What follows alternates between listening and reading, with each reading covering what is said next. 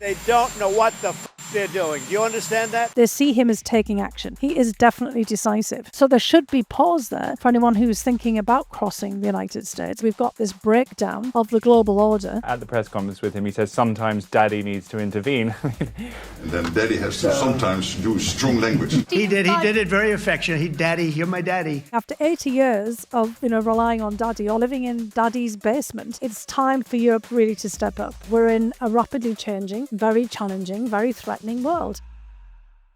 Hello and welcome back to UnHerd. We are getting used to news moving fast here, but even by the standards of a Trump presidency, the last 2 weeks have been somewhat bewildering.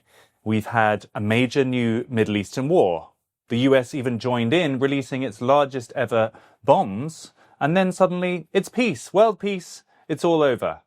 Is the world after this changed? Was the so-called 12-day war actually 12 days in length?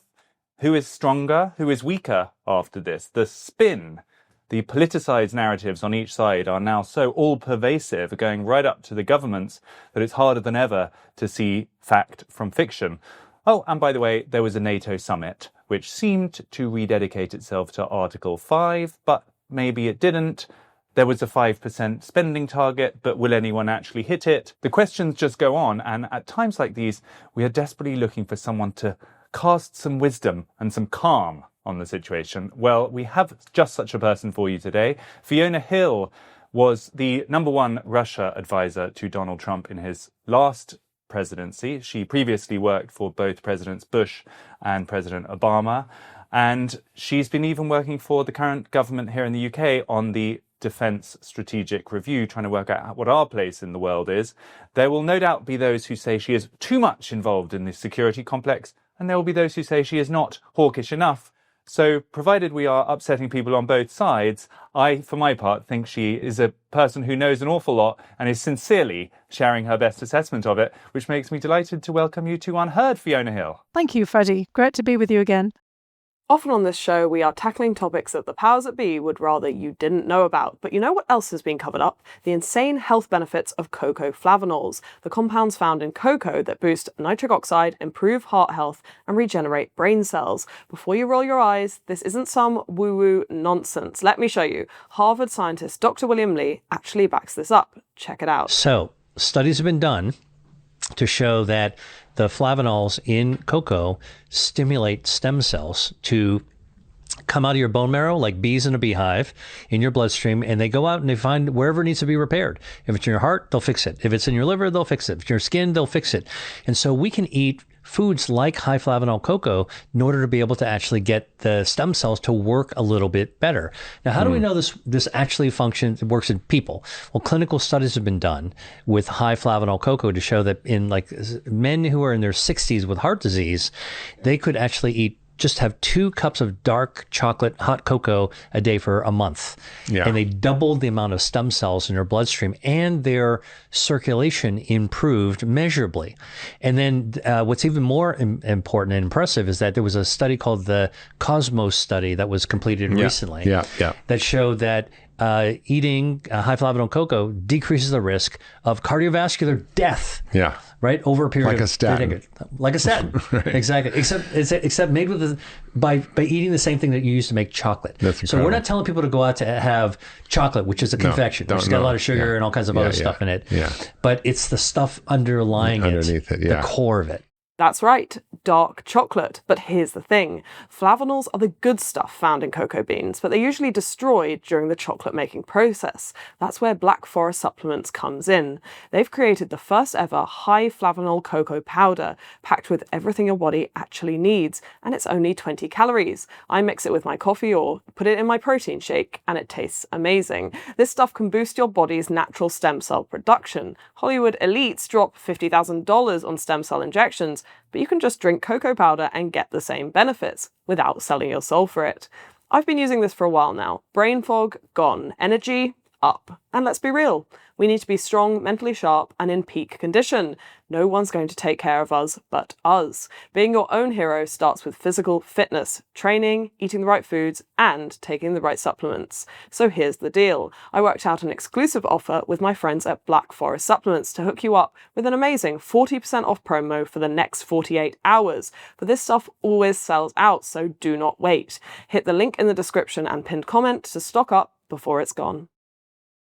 So, the so-called 12-day war. Suddenly, June the 13th, we had Israel attacking Iran. Last weekend, we had the United States joining in.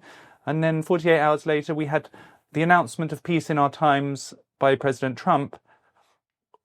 Is the 12-day war over? And who won it? I mean, the only person who called it a 12-day war was President Trump himself. He obviously intended to echo the 6 days war. I mean, there's all kinds of terminology that goes around the number of days of a conflict. We have, from the famous period of the Bolshevik Revolution, the 10 days that shook the world. One might call this 12 days that certainly shook the Middle East. But this seems to be more of yet again, another phase in what is a long, drawn out and very protracted conflict. And even Trump himself has started to reflect on that, talking about how Iran and Israel have been confronting each other and engaged in a conflict, much of it obviously in the shadows for quite a long time, for an extended period. So I doubt very much that this is the end of everything. But it also, I think, really underscores how Trump himself sees these kinds of episodes of conflict. First of all, he moved the United States in what he sees as a very quick, sharp shock with a bombing campaign, and then pulls out immediately as quickly as he can to try to limit the US exposure. He is the person who pushed and goaded both Iran and Israel into a ceasefire. And so, let's see how that goes. Of course, he did that with Israel and Hamas, and he's been calling for a ceasefire between Russia and Ukraine, not to any great avail for some time now.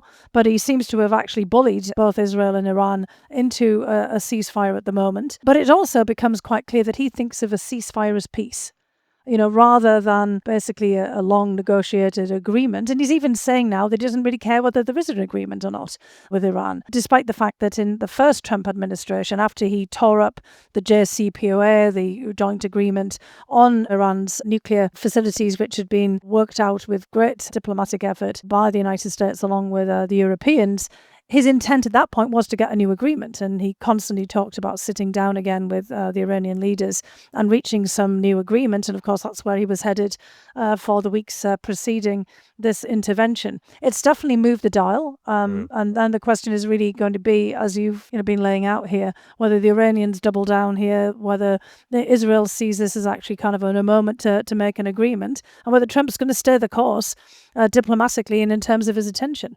But we had on this show some of the foremost so-called restrainers inside the MAGA coalition. Spoke to Steve Bannon, spoke to Dan Caldwell, who just left the Pentagon recently. These people who have been very against a strike, a direct strike on Iran. And their rationale is that if you do that, you get dragged into a wider war. Happens time and time again.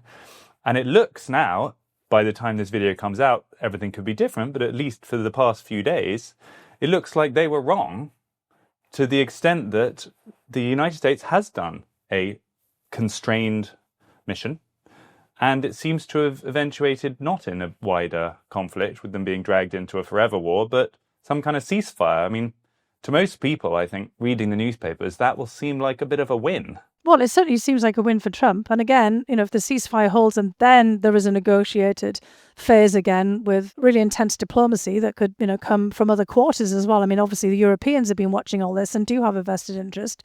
Missiles from Iran could easily hit European capitals, not just Israel, for example. And Iranian diasporas are prevalent across the whole of Europe, especially in places like Germany, but also in London and elsewhere. It's not just in the United States. So, there's a great deal of concern to how this could reverberate in Europe as well as in the Middle East. And I think, again, let's go back to what you just said here about the restrainers in the MAGA world. They are very concerned, and rightly so, about the United States being dragged into conflict. It's what we've seen in American interventions time and time again. Think about Afghanistan and Iraq, for example, and Syria in the anti-ISIS campaign. But we've also seen the United States make these strikes, these surgical strikes. Trump took out Soleimani previously, and he probably sees the bombing of the nuclear plants in the same vein as something that's a quick surgical strike and moving out. Now, the first time around, he wanted to do this. He did want to take action against the nuclear sites, and of course, the Israelis were really trying to push him to do so back then as well. But he was himself restrained by the idea, just as is playing out now in all of the debate about it, that this would not be as effective as everybody wanted it to be, because of the risks that you would do some damage, but you would only actually set back Iran's nuclear ambitions and capabilities by a matter of months, perhaps, a year or so at best, but you wouldn't be able to absolutely destroy it. And so, we are where we would have been perhaps in the first administration if he'd done a strike. But I think he's made it very clear that he doesn't intend to do a lot more. So in a way, this might be the opportunity for the MAGA restrainers, which J.D. Vance and others and Hegseth would have been in, to have their cake and eat it. But again, it all depends on what really happens next. It depends on whether Israel feels that this is sufficient, and they may well not, and really where the Iranian regime finds itself. And we're already seeing signs that they are planning on, and already are, clamping down. And I mean, that's really the fear that people have, that the regime strengthens itself on the back of this assault, and that they use this as an excuse to clamp down even further on domestic opposition because they're in survival mode. So just before we move on from this, why is it wrong to think that this was actually spectacularly successful? Because let's not underplay how momentous it was that America struck Iran directly. I mean, this has been talked about for years. Netanyahu's been wanting this to happen for decades. It hasn't happened. It's been talked about, but it hasn't happened. And then it happened. And the main argument against it was that it would be the beginning of some wider catastrophe. And it looks like the catastrophe has been averted. And for Donald Trump, he's even managed to hold together his coalition because he's restrained enough to please the restrainers and decisive enough to please the hawks. I mean, why am I wrong to look at it as really quite a stunning success for him? Well, in the immediate sense, yes. I mean, it could well be. But, what's going to happen in the next few weeks and months and, the years ahead is key here, right? Because, Trump is actually very good at these short, sharp actions. And you could say that across the board. I mean, much of the reason that he still retains his base of support is because they see him as taking action. He is definitely decisive. But the question is, what are the longer term consequences and how much staying power will he have? Because we saw him throw himself into the Russia-Ukraine war. And he was saying, of course, that he was going to solve it in 24 hours. And he actually got negotiations underway. Then it was 100 days and it was going to be by Easter. And of course, it proved to be more difficult. He's saying that now, that it was more difficult than he anticipated. So, I mean, is this going to be the same situation with Iran and Israel and, more broadly about Iran's posture in the Middle East? Because the concern was about Iran's nuclear program, it was about its ballistic missile developments, and it was, obviously also the support for the Shia axis across the Middle East. Now, Israel's taken care of a lot of that with their actions against Hamas and Hezbollah and taking out a lot of the Iranian leadership. But, the kind of question is really what happens next and how much leverage does Trump and the United States actually have? I mean, there really is something, the demonstration effect of a major US military action, but that's what it is. It's an action. So what happens next is going to be critical. And it could well be that this turns out to be a really decisive moment that pushes things forward. But I do have some concerns, I have to say, about the way it's being framed, particularly as Trump talks about Hiroshima and Nagasaki and, saying that this is going to end a war.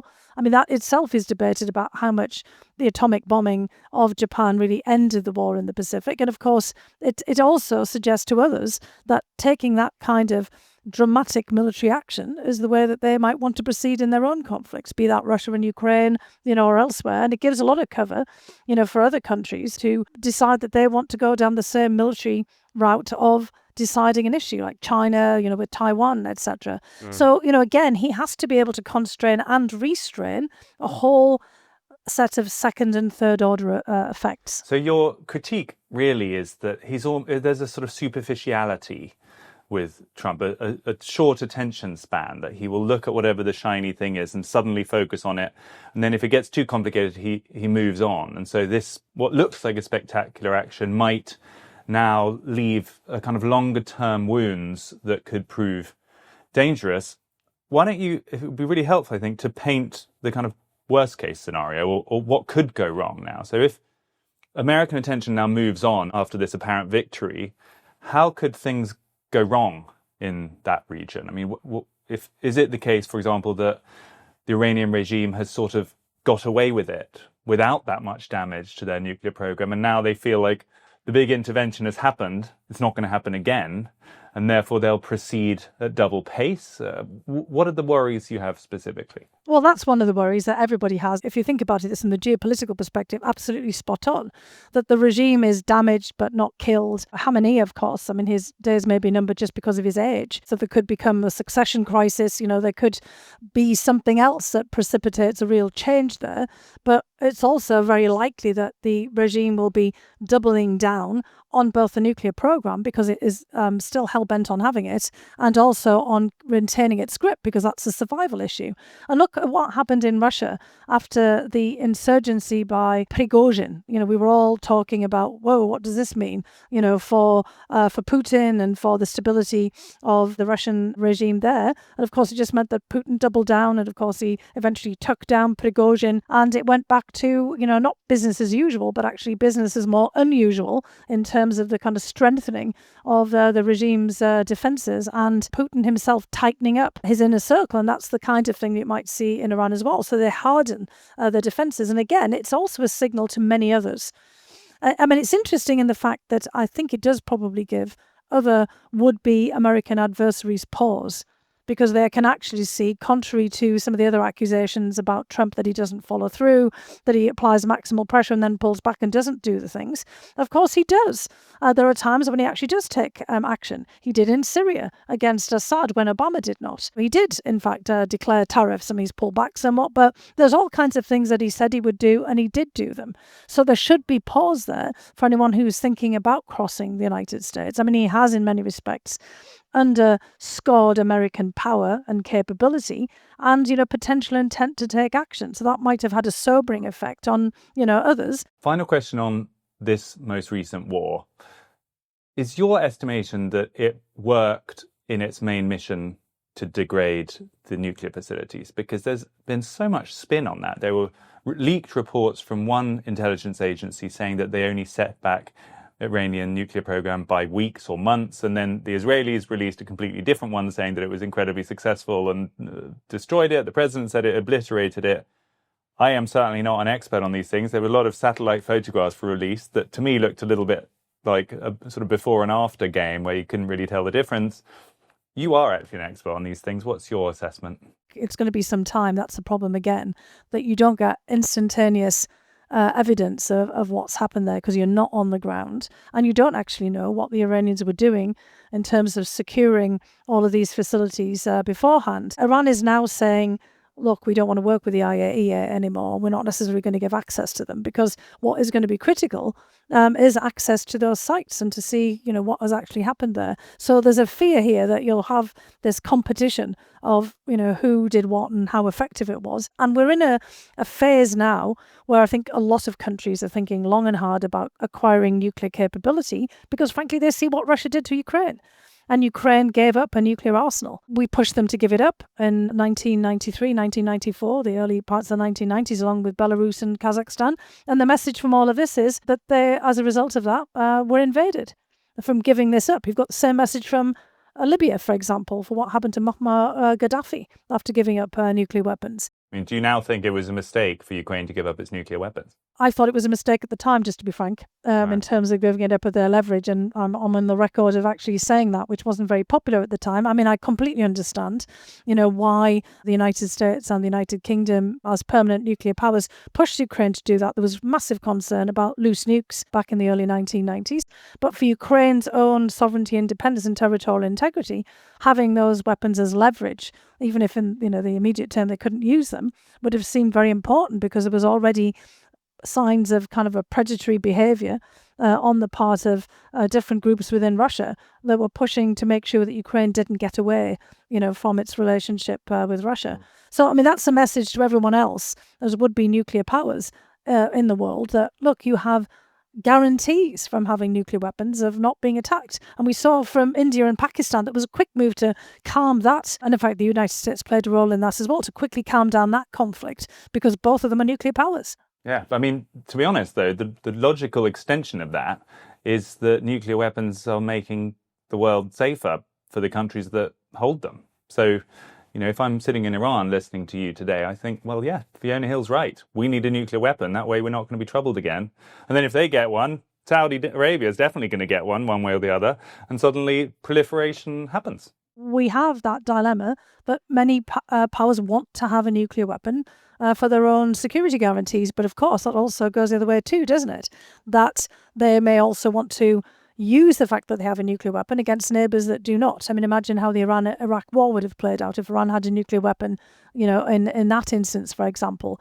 And, the idea that Israel itself has a nuclear arsenal also makes Israel a potentially formidable adversary for other countries. The Turks certainly, would like, for their own purposes, seeing themselves as a regional power with also global aspirations to have a nuclear weapon. South Korea's had to be talked out of developing one for the obvious reasons of fears of what North Korea might do. Japan, being the country that actually had nuclear weapons used against it during World War II, has often fretted about its own security and safety and about the reliability of the US nuclear umbrella. And of course, in Europe now, as you've rightly said, there's been a great deal of discussion about whether other European nations should develop a European nuclear security umbrella if the United States is no longer a reliable ally. That didn't really come up in the NATO context, but of course the United Kingdom has just announced that it will be acquiring F-35As, which are dual-capable aircraft. I mean, they're very good for training purposes and, for use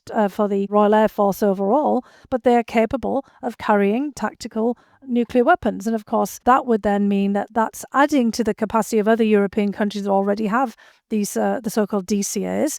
And the United Kingdom has its own sovereign nuclear capability, the continuous at sea deterrent, submarine-launched nuclear missiles. And of course, France has its own sovereign nuclear capability, which has been much more extensive in the UK. So look, this is a new world that we're in. It's no longer the issue of the United States and the Soviet Union dominating the nuclear discussion. So there's going to be a lot of thinking that has to be undertaken about this new nuclear world that we're in. Do you think it can be stopped? I mean, this is now really the heart of it, isn't it?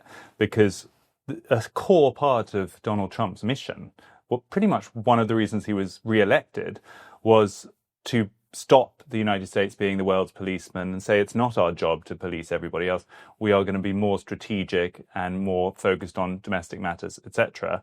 A lot of people in the administration think China is the main threat and resources should be directed there.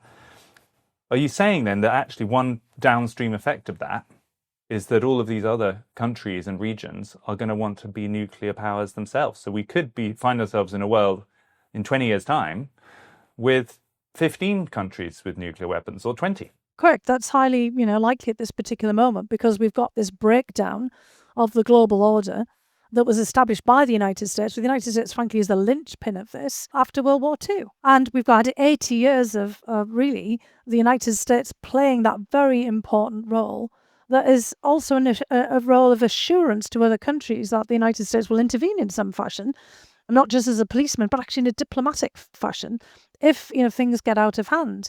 And Trump is basically saying, look, sorry, this system no longer works for us. We don't want any part of it. And that, by necessity, then starts to lead to others thinking about, well, how do we establish other orders, not necessarily a global order, that we find beneficial? And China's obviously very interested in having its own regional order and global influence, but without any responsibility. It's not that China is going to pick up where the United States left off. It does not want that role, either in foreign aid or in the military or even diplomatic front. China often comes out there and says, yes, of course, it'd be nice to have a peace agreement here, Ukraine and Russia, for example, or, it's to some degree played that role between the Saudis and Iranians, but it wasn't really very meaningfully engaged in diplomacy. It was more sweeping in when it looked like, kind of there was a vacuum there. So there's no one to fill the US role globally. So you're going to see these regional efforts. And that's why, coming out of the NATO summit, for example, European players have to pay attention to their own regional security, a European pillar You can't rely on the United States anymore in the way that you could before. And you've got to really think about how you produce at least a regional order in Europe that could be a model for other places, but one that deters war. And that's really what is why Ukraine is so key to this. It is really about sending a signal that war does not work as a tool. It's much better to have diplomacy and deterrence. The NATO summit happened this week. I've spoken to a lot of people who were there who thought it was quite sort of weird. It was very short. It seemed like the main goal was to stop anything crazy happening, and everyone was quite relieved when some kind of communique was agreed on and then they could shut shop and move on. It didn't feel like a forum that was stable. I mean, in theory, there was recommitment to Article 5 and talk of new 5% spending targets and the rest of it, but it had a real fragility about it. What was your reading of that summit? Is NATO still a useful and reliable organisation? So NATO absolutely still is a useful organisation, but it is only reliable if we've really built up the European pillar of NATO. And that requires real dedication and political will on the part of European powers. And look, we already had Spain basically saying, look, sorry, we really can't afford to build up our defence. And we've had a lot of fudging on this issue of 5%. I mean, I jokingly call it Article 5%, which is, just look, unless you actually pay 5% of GDP towards your defence, there'll be no opportunity of collective defence. And that's certainly the message from Trump. But that's, a pretty tall order for most countries around Europe that are fairly impecunious at the moment. They seem to have got away with it, Spain. They said, we're not going to do that, and everyone sort of said, OK, then. Well, they've got away with it with the European allies who kind of completely and utterly sympathise with them, I'm sure, but they haven't got away with it with Trump. I mean, Trump has actually said, right, well, Spain was terrible about this and we'll make them pay, and we're busy, as he says, negotiating a trade deal with Spain, and, we'll just make them pay that way, because Trump really does believe that the United States is providing a service to NATO and to European allies in terms of security, and one way or another they need to be remunerating the United States for that service. The more they pay themselves, the less the United States is providing. The less they pay, the more the United States is providing. And then he's going to, take out the payments through trade. And so the Spanish can probably look forward now to a very painful trade set of negotiations. I mean, they were outraged in Europe by that, weren't they? President Macron said, we cannot, among allies, say we must spend more and then within NATO wage a trade war. It is an aberration. He was really upset, the idea that you could sort of leverage trade discussions in a security arena, but Donald Trump doesn't seem to care about those distinctions. And that's where he is. I mean, he sees this all as part of trade, transaction all the time. And I mean, they've obviously understood this to some degree, but that's where he is. And he's not going to change. He's absolutely not going to change that position. So they're going to have to be very mindful about it. Look, and I think, OK, it's fudging, but it's also maybe a clever formula to say, OK, it's 3.5% that we're all aiming for. In actual fact, in terms of the defence aspects of this, equipment and capabilities, but 1.5% that gets us up to that 5%. Is in actual fact more about looking at resilience. That was a large, element of all of it that is defence thinking. And that's thinking about strengthening your infrastructure, particularly your critical national infrastructure, and all of the other defensive issues that really fit into Article 3 of NATO, which is about being able to defend your own homeland. So that might play out okay, over the longer run. But look, there is one element of all of this that Trump really sees NATO, and that's become crystal clear as the North Atlantic Trump Organization. And just look again at the White House website of his clip from the NATO summit. It's called Daddy's Home. Well, to be fair, the daddy thing came from Mark Rutte, as I recall, who was the Secretary General. First of all, he sent Donald Trump private messages, supposedly. We haven't had confirmation that they were from him, but it seems like they were, saying, Donald, you have driven us to a really, really important moment for America and Europe and the world. You will achieve something no American president in decades could get done. And then standing there at the press conference with him, he says, sometimes daddy needs to intervene. I mean, the daddy discourse exactly. here. Yeah, and I mean, this just feeds into Trump's, kind of whole feeling that it is his organization and that, he is the savior of it all. It's... Well, he is the linchpin. I mean, he's That's not wrong. right. He is daddy in this family, exactly. because without him, there is no security. Exactly, and that's the point that I'm trying to make. After 80 years of, relying on daddy or living in daddy's basement, it's time for Europe really to step up. And it's been long past time. And that's going to be the real challenge. They've got away with this. They've got through the kind of performative aspects of this summit. They'd be well advised not to have another one anytime soon. And they would also be even better advised to be focusing on what they're actually going to do to basically build up more European capacities and capabilities, because this dependency on the United States has proven to be a point of failure and real vulnerability, as well as leverage, for the way that the United States can, under Trump, use this in these trade transactions that Macron and everybody else decries so much. So this is such an agreed upon, I would say, talking point. Europe needs to stand up and defend itself. Pretty much every European leader has said that. What's the reality, though? What would need to happen, and how many years would it take, in your judgment, for Europe to genuinely not need American security guarantees? Well, it's going to take some time because, as we've already acknowledged, for the most part, the nuclear security guarantee from the United States is pretty critical and very, very hard to replace. Even with our new aeroplanes?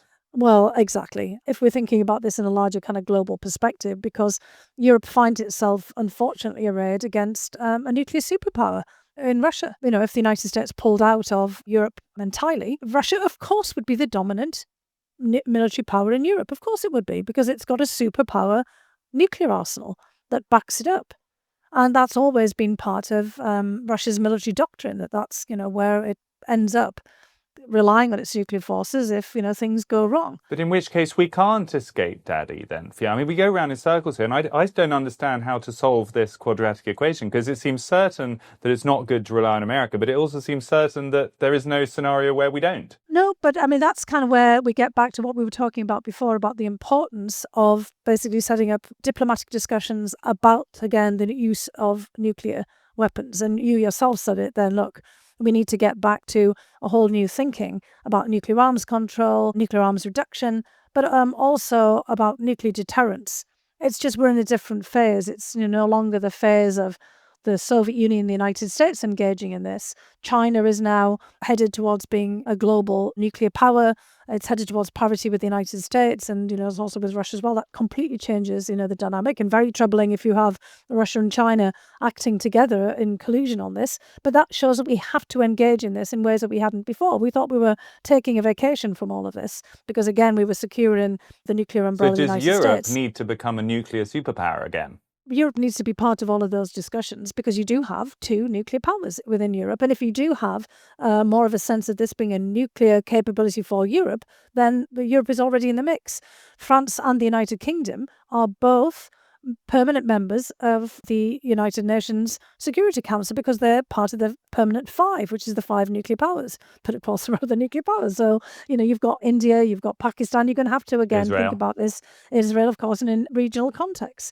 So, you've got a lot going on here. You've already hit upon it. This is going to be a new and very difficult period. Would you like to see massive increases to our nuclear arsenal in Europe so that we could act as a genuine counterpole to Russia? No, I don't think that's necessary. I think it's more about how we posture ourselves more broadly. But this is where it becomes very important for Europe to pool its collective military defensive capability. And this is all the discussions that you would have had, going on in a different fashion had it not been for the need to, perform and, basically manage the way through this summit.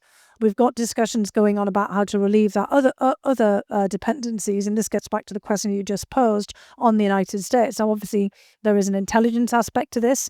Europe is massively dependent on the United States for all kinds of data, but Europe can produce its own data. They honestly can. And in terms of innovation, Europe can innovate and develop new weapons capabilities. Ukraine has had to do this at speed in a wartime environment, and we can learn a lot of lessons from Ukraine. The UK has learned a lot of lessons from Ukraine. So there is absolutely an opportunity to do things differently here, but it requires a new public-private perspective as well, because in Ukraine, not everything is being done by the public sector by a long stretch.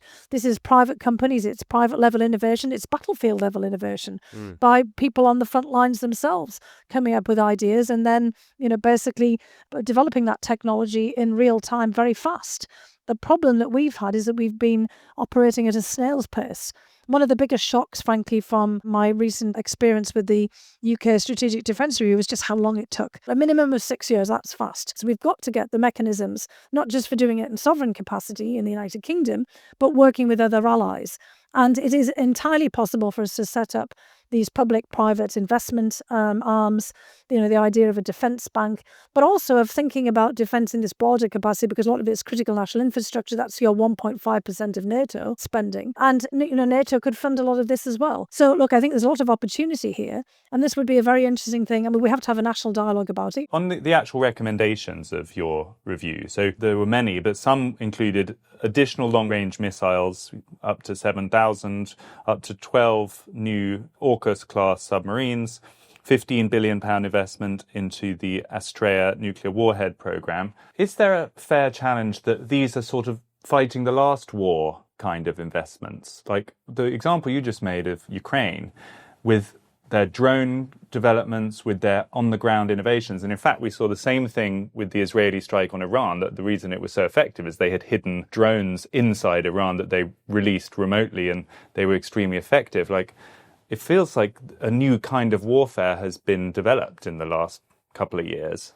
Should we be focusing on those kinds of things and worrying less about nuclear warheads? Those are all in the report, but you need both, frankly. And again, getting back to our discussion, what's just happened in Iran and the invasion of Ukraine again underscores that you need a nuclear deterrent, whether you like it or not. I mean, I'm not particularly a big fan of having this either, but I mean, I think that's just where we are, and it's very expensive for the United Kingdom. It's about 20% of defence spending, but there's no getting around it. But we've got a mixture all the time, as we often have in warfare, of the new technologies and, the old technologies, in many cases, ancient operational tactics. What the Ukrainians did in Russia in terms of taking out some of their nuclear-capable aircraft in remote airfields, including in Siberia and the Urals, was also a Trojan horse approach. I mean, how old can you get of that? It was drones as opposed to of soldiers who popped out of trucks and containers and little huts and things. The Israelis used pages and all these incredible ideas of taking out people from Hezbollah, but people have been using poisoning, for hidden in all kinds of different receptacles for millennia, to take out adversaries. So you've got this mixture of things all the time. And so there's always, of course, the danger of fighting the last war. And Ukraine's the last war. What's just happened with Israel and Iran's the last war. So you've got to be constantly in a state of innovation, which means that you absolutely have to have a different relationship with the private sector. Where technology is being developed, where innovation is happening. And that's been the secret for the United States all the way along. But the United States is actually hobbling itself at the moment with all these attacks on higher education. Many of these universities, the big research and development universities, are developing some of these same technologies and at the forefront of a lot of this innovation. It's not just being done in the private sector. The government has been funding a lot of this. So again, you've got to get the right kind of balance here. And I think that's a great opportunity for the UK, but in conjunction with allies, and the Defence Review lays that out. But the government has to move fast, because it's already, as we see, you just said, events are moving very quickly, and the last war could be 5 minutes ago, because there's just some new technology, new innovation, and something we hadn't really thought about before happening all the time. Would you think it's fair to say that the UK needs to move to a war footing? We should have been doing that a long time ago, which does not mean to say that we're preparing to send troops into battle. We're just in a whole different realm that we were before, because what we can see is that you can be attacked in so many different fashions. And the United Kingdom has been attacked, whether it likes to admit it or not. Cyber attacks, influence operations, poisonings. We've got all kinds of acts of sabotage that are underway. And we can see the signs that the Russians are contemplating potentially, and maybe others as well. We've had all kinds of terrorist attacks as well. Let's just put it that way, of undersea cables, GPS blocking, all these kinds of things that are happening. So we have to admit right away that we're very vulnerable. And in fact, the biggest risks to the United Kingdom are really the disabling of our critical national infrastructure. Our gas pipelines, 70% of gas coming through one pipeline from Norway, through the Humber, for example. The 90% of UK communications is coming in through undersea cables or satellites that are all we know are very vulnerable, and also for disruptions to our supplies. because we've got so much of our food coming in through sea routes, for example. We saw that during World War II. So look, we do not have to be in an actual state of war to be very vulnerable. So that idea of being on a war footing is more about defense and deterrence. It's really about making it clear to any outside adversary, and it could be a terrorist group, it could be any other, particular actor, that we're very serious about protecting ourselves and that we don't want to leave ourselves vulnerable to the kind of attacks that Ukraine got, that Israel got, on October 7th, or that, even Iran itself is experiencing right now. And look, it's the way that the Finns, the Swedes, the Norwegians, the Balts, and now the Poles are thinking about. Now, admittedly, they're much closer to Russia, but they've always been thinking about those risks to the homeland. And that's what we should be considering too. Do you think that Western countries like Britain and France are realizing the scale of this challenge? I mean, what you managed to get in your review was a recommendation of a rise to 2.5% of GDP by 2027 with a target of 3% in the next parliamentary term. I believe Russia is up at sort of 8% of GDP. I mean, should we be thinking even bigger? Do we need to be much more dramatic about this? It depends on what we're doing and how we're working with others. Russia is standalone. I mean, although they've got these alliances and partnerships with China, Iran and North Korea that have, turned into something significant, and North Korea is sending troops into battle for Russia, and Iran is creating drone factories in Russia, and China is obviously allowing it to get all kinds of components. We have allies, that are very different from these relationships that Russia has. I mean, Russia, North Korea, China and Iran have all banded together in opposition to the United States, frankly. I mean, we have banded together in collective defence with a whole host of our immediate neighbours in Europe and for something, not just against something, and, also with Canada and, of course, the long-standing relationship with the United States, frayed as it may be at the moment. So we have an actual opportunity here to collectively do something, not on our own. If the UK were all alone and there was nothing else out there in between UK and Russia, that would be a very different matter, but we're not alone. And in fact, I mean, our critical national infrastructure is not ours and, a standalone either. And we are a hub in the United Kingdom for all the cables going under the sea to the United States. The United States has a vested interest in our safety and security as well. Norway and the United Kingdom are tied together through gas and also wind and, so many other critical national infrastructure elements. And that's what we have to lean into. So it's not going to be necessary for us to be, spending enormous amounts unless we were really standalone. Now, the Poles feel very vulnerable because they are so close to the action. But if you look at Finland, and of course Poland is increasing its spending from a very low base, Finland has basically been maintaining its readiness for a long period, and they're not spending enormous amounts. And they're making a similar commitment. Well, they're spending more than 4%, aren't they? Much more than anyone else. The Finns are not, actually. No, the Finns are not. It's the Poles who are. So because Finland has already been in a state of readiness, and I mean, they feel actually pretty well provisioned. So it depends on, what it is that you're doing. And the Finns also feel quite confident that they've got these other close relationships with Sweden and Norway, and also with the Baltic states and with the United Kingdom, because we had the Joint Expeditionary Force platform that we developed with the Nordic and Baltic countries, including with Sweden and Finland, separate from NATO. So I think there's all kinds of opportunities for us to do more with what we've already got. And we get carried away by thinking about percentages all the time. I think it's very important to have made this commitment to 3.5%. I mean, we were hoping for that during the Strategic Defence Review. We were set the task, frankly, of figuring out what we could do within 2.5% and then with 3%. And of course, that was obvious that was probably not going to be sufficient. So the fact that we've now made a larger commitment means we can scale up and accelerate some of the things that we recommended, which we'd put on, longer time frames. It doesn't, negate any of the things we said, because we kept saying, look, we could do a lot of this faster. And I think that's what we need to be doing.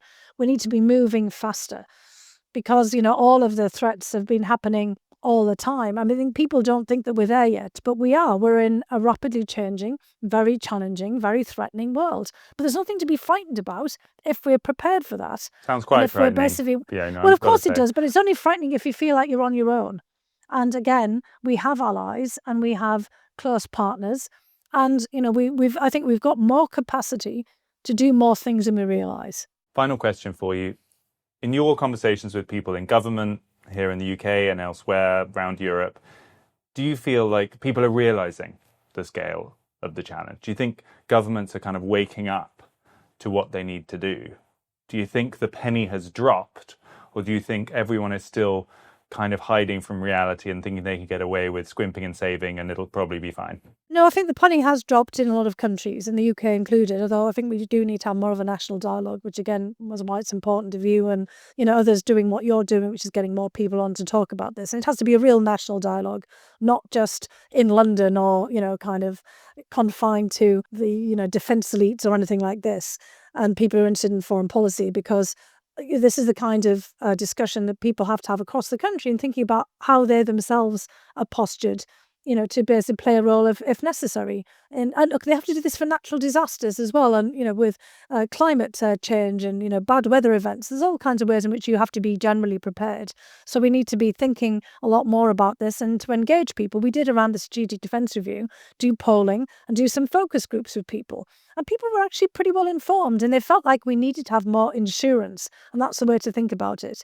This is insurance, so you have to pay the premium for it. It's not just that we're out there warmongering or, kind of thinking that we have to engage in battle at all times.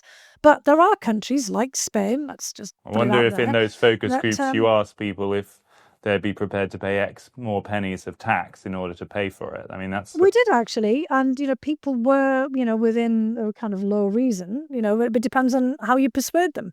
I mean, of course, if they were asked to make trade-offs, they'd say things like, we'd be willing to give up more on here and foreign aid, but, kind of, things that we don't want to give up on, actually. But it's really about how you talk to people about it. And if you put it in this point of insurance, and not that we're going and deterrence, and that we're trying to make ourselves a less attractive target for somebody trying to think about doing something, it's a very different matter than saying, look, we're off there to kind of wage battle and, send troops into harm's way. People were very focused on our groups and the panels that we put together on supporting the armed forces. They wanted to engage more with the people. They wanted to have more contact. And they frankly wanted to be, told what was going on. And they wanted to know what they could do, for example, just to be more attentive. I mean, you can do a lot in terms of taking, charge of your own cyber protection, for example, or, questioning whether you're the target of an influence operation collectively or not, for example. Or just, having, the EU has said recently, and the Swedes and the Finns, your preparedness kit. My sister lives in Spain, in Madrid, and my dad had given her a hand-cranked radio back from, God back knows in the day, when he was worried about this in the 1980s. And she hand-cranked out her radio and, lo and behold, got information that other people didn't have because, they were relying on the internet and for what was going on with that power outage. So those are the kinds of things you have to be prepared about. But I was in Spain just a week after that. And I mean, I have all the discussions that I was have despite that power outage, which, was really a problem of, the Spanish grid. But if it had been an act of sabotage, the Spanish were still kind of somewhat skeptical about how much they would have to do to defend themselves, because they don't see, like the Poles do, the risk of, kind of a Russian missile being headed in their direction, or a Russian tank coming, across the border like they might in Estonia. But they do think that their critical infrastructure might be at risk, but, they don't see that that would cost a lot to fix. So I think you've got to persuade the Spanish and everybody else that, you might say, yeah, but having a they have to siesta. be, well, that they have to be part of the insurance, because insurance policies don't work if not everybody's, basically participating. If it's a collective insurance, and if somebody's not paying in the premium, that's really what the message was from NATO, then it doesn't really work for everybody, does it? And there could be a time when Spain has a really serious problem and it would want others to come and help. Wake up, I would say, is the message I'm getting from you today. Is that yeah, sort of I mean, fair? I think that, and get prepared. And again, there's no need to panic about it. It's again, we used to have that keep calm and carry on attitude, and that's what we need to have again. It's just getting prepared. I think we need to start a prepper channel and start Yeah, doing but not in the way of like, let's not get our big arsenals and our bunkers. But I do think we just need to, figure out how we're going to help each other out in any eventuality. Thank you for taking the time to talk today. Thanks, Freddie. It's been great talking to you as usual. Thanks. There you have it. Fiona Hill's message. Wake up, but don't panic. Quite a British combination of messages, you might think. But the underlying one is that coming out of this most recent war, turbulence, newspaper headlines, bombs, and then suddenly in the last few days, nothing. Eeriness, back to peace. Or maybe that was all over. Maybe we can get on with our lives as normal. Her message is, big picture, the world is a more dangerous place. The old order that used to keep us all secure is breaking up.